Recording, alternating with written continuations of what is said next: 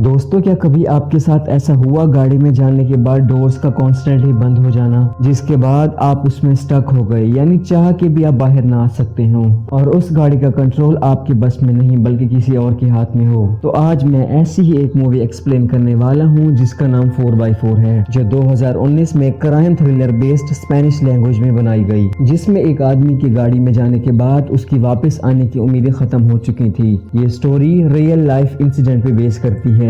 Movie की शुरुआत में हम एक आदमी को देखते हैं जो अपने सामने और आसपास लगे कैमरास देख रहा था, क्योंकि वहाँ काफी ज्यादा सिक्योरिटी थी। दरअसल ये लड़का एक चोर था जिसका नाम चीरो था। अब चीरो कोई ट्रिक लगाता है और गाड़ी के अंदर जाता है, क्योंकि उसका मकसद उस गाड़ी के स्टीरियो यानी इम्पोर्टेंट मटेरियल को चुराना था। इसलिए वो गाड़ी के म्यूजिक सिस्टम को निकालने से शुरुआत करता है। उसके बाद डैशबोर्ड के अंदर पड़े इम्पोर्टेंट सामान को निकालता है। वो उन सभी चीजों को अपने बैग में डाल लेता है। उसे लग रहा था कि उसने बड़ी ही आसानी से सारी गाड़ी को जल्दी से खाली कर लिया, इसलिए अब वो बाहर जाने के लिए गाड़ी का दरवाजा खोलने की कोशिश करता है। उसे ये भी लग रहा था जैसे वो आसानी से अंदर आया वैसे ही बाहर भी चला जाएगा, मगर ऐसा नहीं होता। उसके काफी ज्यादा जोर लगाने के बाद भी गाड़ी का दरवाजा नहीं खुल रहा था। अब वो सभी दरवाजों को बार बार खोलने की कोशिश करता है, मगर वो भी नहीं खुल रहे थे क्योंकि सभी डोर्स लॉक हो चुके थे।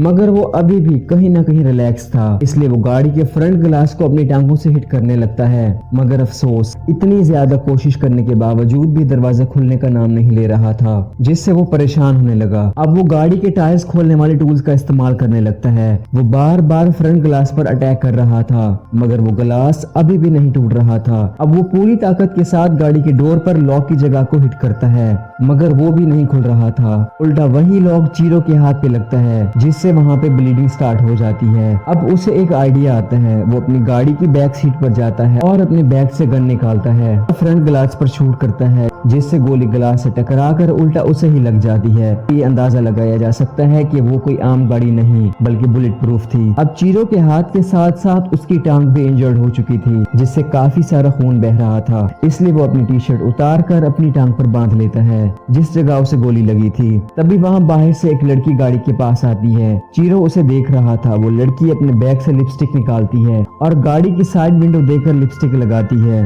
चीरो उसे देखकर चिल्लाता है और जोर जोर से चीखें मार रहा था, मगर वो वहाँ से चली जाती है, क्योंकि ये गाड़ी बुलेट प्रूफ होने के साथ साथ साउंड प्रूफ और पोलराइज्ड भी थी, जिसका मतलब बाहर से चीरो को ना तो कोई देख सकता था और ना ही कोई सुन सकता था। और अब चीरो उस गाड़ी के सिस्टम में पूरी तरह से फंस चुका था। उसे कुछ भी समझ नहीं आ रही थी क्या करे, कैसे करे और किसे हेल्प के लिए बुलाए। अब वो अपना फोन निकालता है ताकि अपनी वाइफ से बात कर सके, मगर उस पर स्वाइप करते वक्त ही उसका मोबाइल फोन डेड हो जाता है, क्योंकि उसकी बैटरी खत्म हो चुकी थी। इतनी ज्यादा कोशिश करने के बाद चीरो को प्यास लगती है, इसलिए वो अपने बैग से पेप्सी की बोतल निकालता है और सारी की सारी बोतल पी जाता है। अब वक्त गुजर रहा था जहाँ दिन रात में ढल चुका था, मगर चीरो को अभी भी प्यास लगी थी, इसलिए पानी ना होने की वजह से वो डोर्स विंडो को लिक करना यानी चाटना शुरू कर देता है, ताकि उस विंडो पर पड़े पानी को चाट कर अपनी प्यास बुझा सके। अगले दिन चीरो बहुत ज्यादा भूखा था, साथ ही उसे प्यास भी लगी थी। अब वो उसे म्यूजिक सिस्टम को दोबारा से री इंस्टॉल करता है और म्यूजिक प्ले करता है, जो उसे कहीं ना कहीं सुकून दे रहा था। तभी वो देखता है म्यूजिक सिस्टम ऑटोमेटिकली ऑफ हो गया।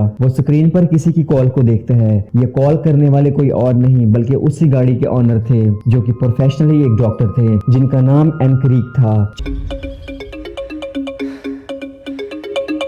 चीरो कॉल रिसीव करता है। वो बताते हैं ये गाड़ी मेरी है, जिसमें मैंने सिक्योरिटी सिस्टम लगा रखा है और इस सिस्टम को मैं 4x4 कहता हूँ। गाड़ी से बाहर जाने के तुम्हारे पास कोई चांसेस नहीं सिवाय गाड़ी के नीचे वाले टैंक से, और अगर तुमने वहां से निकलने की कोशिश की तो मैं तुम्हें ब्लास्ट कर दूंगा, क्योंकि टैंक के नीचे मैंने एक्सप्लोसिव लगा रखा है जिसका कंट्रोल सिर्फ और सिर्फ मेरे पास है। मगर ये एक्सप्लोसिव कितना खतरनाक होने वाला था ये डॉक्टर भी नहीं जानते थे। अब डॉक्टर चीरो को अपनी पर्सनल लाइफ के बारे में बताते हैं। कहते हैं मैं एक विडोवर हूँ, क्योंकि मेरी वाइफ की डेथ हो चुकी है। सिर्फ और सिर्फ एक बेटी और ग्रैंड चाइल्ड है, और मैं भी अपनी वाइफ की तरह एक खतरनाक बीमारी कैंसर से सफर कर रहा हूँ, जिसका मतलब मेरी भी बहुत जल्द डेथ हो जाएगी। मगर चीरो को डॉक्टर के इन बातों से कोई फर्क नहीं पड़ता। वो गुस्से में खुद को फ्री करने का कहता है और धमकी देते हुए कहता है अगर तुमने ऐसा ना किया तो मैं तुम्हारे फैमिली को मार दूंगा। मगर डॉक्टर को इन सभी बातों से कोई फर्क नहीं पड़ रहा था, क्योंकि उसे चीरो पे गाड़ी में घुसने की वजह से बहुत ज्यादा गुस्सा था। चीरो डॉक्टर से कहता है मुझे गर्मी लगी है, इसलिए मुझे गाड़ी से फौरन बाहर निकालो। मगर डॉक्टर कॉल काट देते हैं, जिसके बाद गाड़ी का एसी खुद ब खुद ऑन हो जाता है,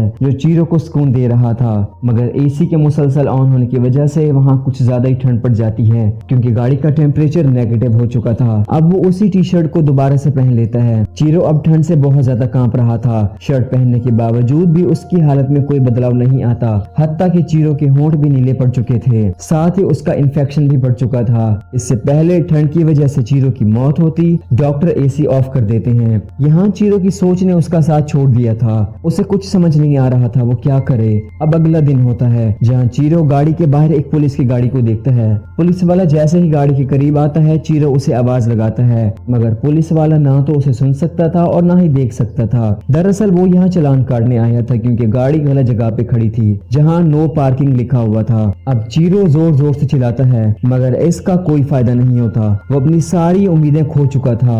उसे लग रहा था वो अब हमेशा इसी गाड़ी में फंस कर रह जाएगा। मगर फॉर्चुनेटली उस गाड़ी के पास एक चोर आता है, जो इसे खोलने की कोशिश कर रहा था। ये देख चीरो बहुत ज्यादा खुश हो जाता है, मगर ये खुशी थोड़ी देर की थी, क्योंकि वहाँ काफी लोग जमा हो जाते हैं जो उस चोर को पकड़ लेते हैं, और वहाँ पुलिस भी आ जाती है। मगर सब लोग इस बात से अनजान थे कि उस गाड़ी में कोई है। उसके बाद सभी लोग वहाँ से चले जाते हैं। अब चीरो बार बार पानी पानी कह रहा था, तभी वहाँ उस डॉक्टर की कॉल आती है। चीरो कहता है वो उस दुनिया के रूल्स को नहीं मानता, क्योंकि अमीर लोग हमेशा गरीबों का फायदा उठाने की कोशिश करते हैं, इसलिए वो अमीरों से सख्त नफरत करता है और अपने बाप दादा की तरह क्रिमिनल है, यानी कि चोरी करता है जैसा कि वो करते थे। वो कहता है अगर अमीर लोग उसके सर पर बंदूक भी तान दें, वो फिर भी उनकी उबे नहीं करेगा।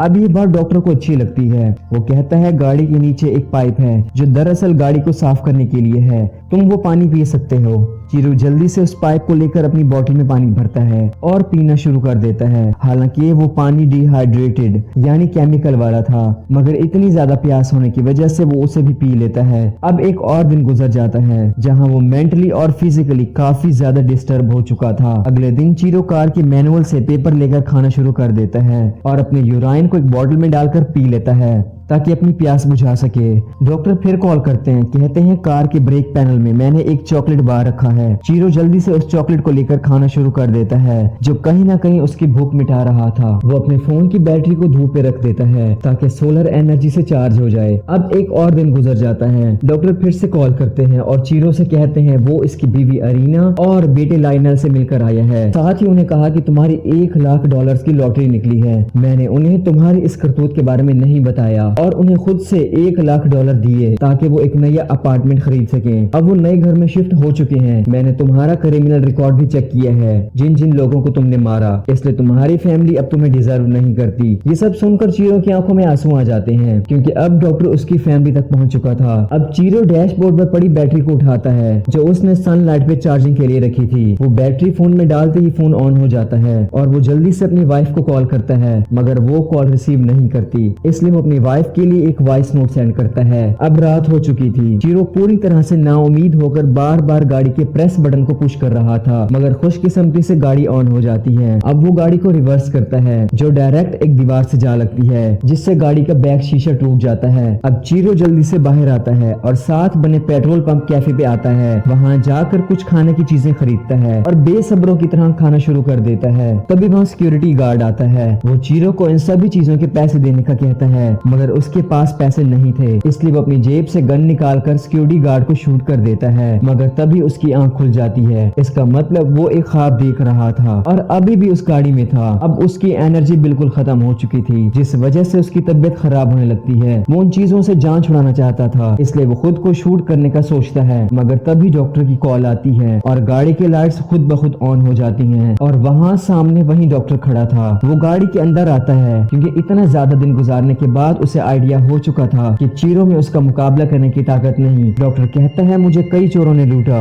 इस सब से थक हार के मैंने ये गाड़ी बनाई ताकि मैं तुम जैसे चोरों को फंसा सकूं, जिसमें अब तुम पूरी तरह से फंस चुकी हो। अब डॉक्टर किसी को कॉल करते हैं और इस मौके का फायदा उठाते ही वो डॉक्टर पे शूट कर देता है। अब वो गाड़ी से बाहर आ जाता है और जमीन पे रेंगते हुए चलने की कोशिश कर रहा था, क्योंकि वो जानता था उसने कई दिनों से ना कुछ खाया और ना ही कुछ पिया, इसलिए वो भाग नहीं सकता। मगर डॉक्टर अभी भी जिंदा थे, क्योंकि उसे बुलेट नहीं नहीं लगी थी। अब वो चीरो से गन छीन कर उसे मारते हैं। तभी वहाँ पुलिस भी आ जाती है, जो डॉक्टर को ये सब करता देखकर उसे रुक जाने का कहती है। अब डॉक्टर फिर से चीरो को अपनी गाड़ी के अंदर ले जा रहे थे। पुलिस ऑफिसर डॉक्टर से चीरो को छोड़ने का कहती है, मगर डॉक्टर चीरो पर गन पॉइंट कर लेते हैं। कहते हैं ये कोई मासूम नहीं, इसने मुझ पर शूट किया और मेरी गाड़ी भी चुराने की कोशिश की। मगर चीरो भी उसे फंसाने की पूरी कोशिश करता है कि इसने मुझे अपनी गाड़ी में लॉक कर दिया था। मगर तभी वहाँ बहुत ज्यादा न्यूज रिपोर्टर्स, मीडिया और कैमरामैन आ जाते हैं। वहाँ एक और भी डॉक्टर आते हैं जो रिटायर्ड हो चुके थे, जिनका नाम जूलियो था। वो डॉक्टर से बात करने की कोशिश करते हैं क्योंकि वो उसे कन्विंस करना चाहते थे। जूलियो डॉक्टर से चीरो को फ्री करने का कहते हैं। डॉक्टर कहते हैं ये तुम्हारा मसला नहीं, और वैसे भी पुलिस वाले अपना काम ठीक तरीके से नहीं कर रहे, तभी तो ऐसे चोर आजाद घूम रहे हैं। जो मैंने इसके साथ किया और करने वाला हूँ वो सभी ठीक है। अब न्यूज रिपोर्टर डॉक्टर की बात सुनकर उसकी फेवर करते हैं। उन सभी का कहना था